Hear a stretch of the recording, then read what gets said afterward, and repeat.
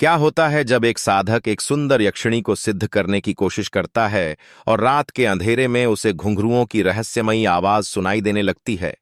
यह सिर्फ एक कहानी नहीं बल्कि एक साधक का सच्चा अनुभव है जो उसे या तो अलौकिक शक्तियों का स्वामी बना सकता था या फिर हमेशा के लिए एक ऐसे रहस्यमयी जाल में फंसा सकता था जहां से बाहर निकलना नामुमकिन था।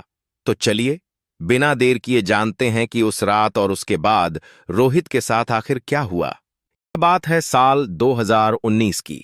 उज्जैन के पास एक छोटे से गांव में रहता था रोहित। 28 साल का, पेशे से इंजीनियर तो था, लेकिन उसका मन हमेशा से ही आध्यात्मिक खोज और रहस्यमयी विद्याओं में लीन रहता था। बचपन से ही उसे तंत्र मंत्र और गुप्त शक्तियों में गहरी दिलचस्पी थी। जब वो 23 साल का था तो उसने एक पुराने और अनुभवी गुरु से दीक्षा ली थी, जिन्होंने उसे साधना के गहरे रहस्यों से परिचित कराया। गुरु ने उसे आगाह करते हुए कहा था, बेटा, यक्षिणी साधना सबसे तेज फल देने वाली साधना है, लेकिन इसमें सबसे बड़ा खतरा भी छिपा है। रोहित ने उत्सुकता से पूछा, कैसा खतरा गुरुजी? गुरु ने गंभीर स्वर में जवाब दिया, यक्षिणी का रूप इतना आकर्षक और मनमोहक होता है कि बड़े बड़े साधकों का मन भी डोल सकता है, भटक सकता है। और अगर नियमों का जरा भी उल्लंघन हुआ या मन में वासना आ गई तो यक्षिणी का रौद्र रूप सामने आता है, जो साधक के लिए विनाशकारी हो सकता है। लेकिन रोहित ने गुरु की चेतावनी को अनसुना कर दिया। उसके मन में एक अजीब सा आत्मविश्वास था। उसे लगा कि वो तो सभी नियमों का पालन करेगा, उसका संकल्प अटल है। उसने सोचा, मुझे तो बस थोड़ी सी शक्ति चाहिए, थोड़ा धन, थोड़ा आकर्षण, लोगों पर मेरा प्रभाव, बस इतना ही। और इसी सोच के साथ उसने यक्षिणी साधना शुरू करने का फैसला कर लिया, बिना यह समझे कि इस रास्ते पर एक बार चलने के बाद वापस लौटना कितना मुश्किल हो सकता है। रोहित ने गुरु से पूछा, गुरुजी, यक्षिणी साधना कैसे शुरू करूं? गुरु ने विस्तार से बताया, सबसे पहले तो तुम्हें 41 दिनों तक कठोर व्रत और ब्रह्मचर्य का पालन करना होगा। रोज सुबह ठीक 4 बजे उठना होगा, शीतल जल से स्नान कर शुद्ध होना होगा, फिर 108 बार यक्षिणी मंत्र का जाप करना होगा। रात को सोने से पहले फिर 108 बार जाप करना अनिवार्य है। और सबसे जरूरी बात, इस पूरे 41 दिन तक किसी भी स्त्री का स्पर्श नहीं, ना ही कोई वासना या कामुक विचार अपने मन में लाने हैं। तुम्हारा मन बिल्कुल पवित्र और एकाग्र होना चाहिए। रोहित ने गुरु के हर एक निर्देश को ध्यान से नोट किया। उसने शहर से दूर एक शांत और एकांत जगह पर एक अलग कमरा किराए पर लिया, जहां कोई आता जाता नहीं था, ताकि उसकी साधना में कोई विघ्न न पड़े। वहां उसने पूरे विधि विधान से एक सुंदर यक्षिणी यंत्र स्थापित किया। रोज सुबह 4 बजे उठता, स्नान करता और फिर मंत्र जाप शुरू करता। मंत्र था, एयूएम ह्रीं श्रीं क्लीं सुंदर यक्षिणी मम वश्यम कुरु कुरु स्वाहा। पहले हफ्ते तक सब कुछ सामान्य रहा। रोहित को कोई विशेष अनुभव नहीं हुआ, सिवाय एकांत और अनुशासन की एक रसता के। लेकिन जैसे जैसे दिन बीतते गए, वैसे वैसे उसके मन में एक अजीब सी बेचैनी बढ़ने लगी। यह सिर्फ डर नहीं था, बल्कि एक अस्पष्ट प्रतीक्षा थी, एक अनजाना खिंचाव। वो अक्सर सोचता, कहीं मैं कुछ गलत तो नहीं कर रहा? क्या मैं सचमुच इस शक्ति को संभाल पाऊंगा? उसके भीतर एक द्वंद्व शुरू हो चुका था। 14वें दिन की बात है। रात के लगभग 11 बज रहे थे। रोहित अपनी साधना में लीन मंत्र जाप कर रहा था। तभी अचानक उसे कमरे के बाहर से घुंघरुओं की एक धीमी, मधुर लेकिन रहस्यमयी आवाज सुनाई दी। पहले तो उसने सोचा कि शायद कोई बिल्ली या चूहा होगा या हवा का झोंका, लेकिन फिर वो आवाज लगातार बढ़ने लगी और ज्यादा स्पष्ट होती गई, जैसे कोई अदृश्य नर्तकी धीरे धीरे थिरक रही हो। धीरे धीरे वो आवाज करीब आती गई और रोहित के कमरे के ठीक बाहर आकर रुक गई। रोहित की सांसें गले में अटक गईं। उसके मन में पहला सवाल उठा, क्या ये यक्षिणी है? उसने तुरंत गुरु की बात याद की, जब भी यक्षिणी आएगी, पहले तुम्हें घुंघरुओं की आवाज सुनाई देगी, लेकिन तुम्हें डरना नहीं है। डरने से मन कमजोर हो जाता है और यक्षिणी तुम्हें अपने वश में कर सकती है। रोहित ने अपनी आंखें कसकर बंद कर लीं और पूरी शक्ति से मंत्र जाप करता रहा।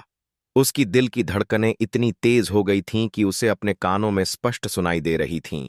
उसे लगा कि कोई उसके ठीक बगल में खड़ा है, शायद उसके कंधे पर हाथ रखने वाला है। उसने हिम्मत करके आंखें खोलीं, लेकिन वहां कोई नहीं था। बस घुंघरुओं की आवाज धीमी हो गई और फिर धीरे धीरे बिल्कुल बंद हो गई। अगले दिन रोहित ने तुरंत गुरु को फोन किया और पूरी घटना बताई। गुरु ने शांत स्वर में कहा, अच्छा संकेत है बेटा। यक्षिणी तुम्हें परख रही है, तुम्हारी दृढ़ता को जांच रही है। लेकिन अगले संकेत पर तुम्हें और ज्यादा मजबूत और एकाग्र रहना होगा। यह सिर्फ शुरुआत है। 21वें दिन जब रोहित अपनी साधना के अगले चरण में था, तो अचानक कमरे की बत्ती अपने आप बुझ गई। घना अंधेरा छा गया और रोहित ने सोचा कि शायद इन्वर्टर खराब हो गया होगा। लेकिन फिर उसकी नजर दीवार पर पड़ी, जहां एक परछाई बन रही थी।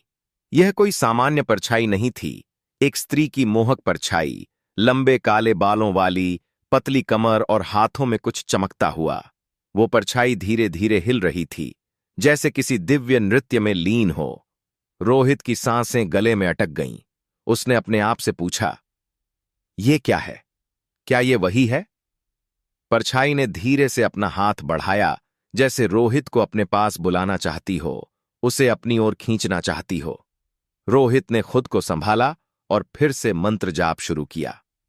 लेकिन इस बार उसे अपने मन में एक अजीब सी अनियंत्रित भावना महसूस हो रही थी, एक तीव्र वासना। उसे लगा कि कोई अदृश्य शक्ति उसके बहुत करीब आना चाहती है, कोई जो उसे छूना चाहता है, उसे अपने आगोश में लेना चाहता है। उसने गुरु की चेतावनी याद की। यक्षिणी का रूप इतना आकर्षक होता है कि साधक का मन भटक सकता है। रोहित ने अपनी पूरी इच्छा शक्ति लगाकर खुद को रोका। उसने आंखें बंद कर लीं और मन ही मन दोहराया, मैं सिर्फ शक्ति चाहता हूं, वासना नहीं, समर्पण नहीं। धीरे धीरे वो मोहक परछाई गायब हो गई और बत्ती फिर से जल उठी। रोहित ने एक गहरी राहत की सांस ली, लेकिन उसे पता था कि यह सिर्फ एक पड़ाव था। अभी आगे और भी कुछ बड़ा और ज्यादा तीव्र अनुभव आने वाला था। अगले ही दिन से रोहित की जिंदगी पूरी तरह से बदल गई। उसे एक नई नौकरी का प्रस्ताव मिला, जिसमें उसे पहले से 3 गुना पैकेज मिल रहा था। उसके पास नए प्रभावशाली दोस्त आने लगे। लोग उसकी बातें ध्यान से सुनने लगे, उसकी सलाह मानने लगे। उसे लगा कि बस सब कुछ एकदम सही हो गया है। उसने जो चाहा था वो सब उसे मिल गया था। लेकिन धीरे धीरे उसे एक अजीब सी मीठी लत लग गई। हर पूर्णिमा को वो अकेले में छिपकर यक्षिणी की पूजा करता, और जब भी वो कोई बड़ी इच्छा मांगता, यक्षिणी उसे तुरंत पूरी कर देती। यह एक ऐसा सौदा था जिसमें उसे सब कुछ मिलता दिख रहा था। लेकिन इस अदृश्य सौदे के बदले में रोहित कुछ छोटी छोटी अनमोल चीजें खोने लगा था। पहले उसकी रातों की नींद गायब हुई। फिर उसे हर पल ये महसूस होने लगा कि कोई हमेशा उसके साथ है, भले ही वो अकेले में हो। यह एहसास कभी कभी सुकून देता, पर ज्यादातर डरावना लगने लगा। उसकी एकाग्रता भंग होने लगी और उसका मन अशांत रहने लगा। एक दिन उसकी मां ने चिंता से कहा, रोहित, तू इतना परेशान क्यों रहता है? तेरी आंखों में इतनी थकान क्यों है? कहीं किसी जादू टोने में तो नहीं फंस गया? रोहित ने झूठ बोल दिया, नहीं मां, बस थोड़ा काम का स्ट्रेस है। लेकिन सच ये था कि रोहित अब खुद को पहचान नहीं पा रहा था। उसे लगने लगा था कि यक्षिणी उसे कंट्रोल कर रही है। उसकी इच्छाएं अब उसकी अपनी नहीं, बल्कि यक्षिणी की थीं। वो अक्सर रात में जागकर सोचता, मैंने ये क्या कर लिया? क्या मैंने अपनी आजादी बेच दी? उसके भीतर पछतावे की एक गहरी, ठंडी लहर उठने लगी थी। दोस्तों, ये था रोहित का अनुभव, एक साधक की कहानी जिसने शक्ति की चाह में एक अनोखा सौदा किया। उसे वो सब कुछ मिला जो वो चाहता था, धन, ऐश्वर्य, आकर्षण और लोगों पर प्रभाव। लेकिन उसकी कीमत क्या थी? वो अब हर पूर्णिमा को यक्षिणी का गुलाम बन चुका था, एक अदृश्य बंधन में बंधा हुआ। आज भी वो सोचता है, काश मैंने गुरु की बात सुनी होती, काश मैं उस आकर्षण के जाल में न फंसा होता। इस कहानी से हमें एक महत्वपूर्ण सबक मिलता है। अगर आप भी कभी सोच रहे हैं कि यक्षिणी साधना या ऐसी कोई भी शक्तिशाली विद्या करनी चाहिए या नहीं, तो याद रखना, हर शक्ति के पीछे एक बहुत बड़ी कीमत होती है। और अगर आप नियमों का ईमानदारी से पालन नहीं करते या लालच में पड़ जाते हैं, तो वही शक्ति जो आपको सब कुछ दे सकती है, आपको पूरी तरह से निगल भी सकती है। यह सिर्फ कहानियां नहीं हैं, ये जीवन के गहरे सत्य हैं। अगर आपको ये रहस्यमयी और सच्ची घटना पर आधारित कहानी पसंद आई हो, तो इस वीडियो को लाइक करें, अपने दोस्तों और परिवार के साथ शेयर करें और हमारे चैनल को सब्सक्राइब करना बिल्कुल न भूलें।